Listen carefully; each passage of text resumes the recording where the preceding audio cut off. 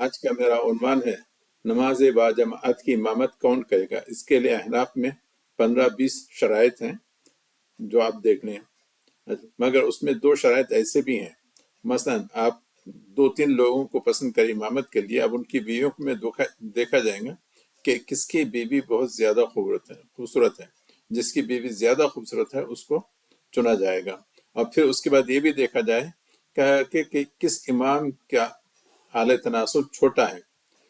خیر یہ تو آپ نے لکھ دیا ان کی کتابوں میں، اب یہ پیمائش کون کرے گا؟ کہ اب عورتوں کا بیوٹی کمپٹیشن ہوگا کہ کس کی بیوی سب سے زیادہ خوبصورت ہے؟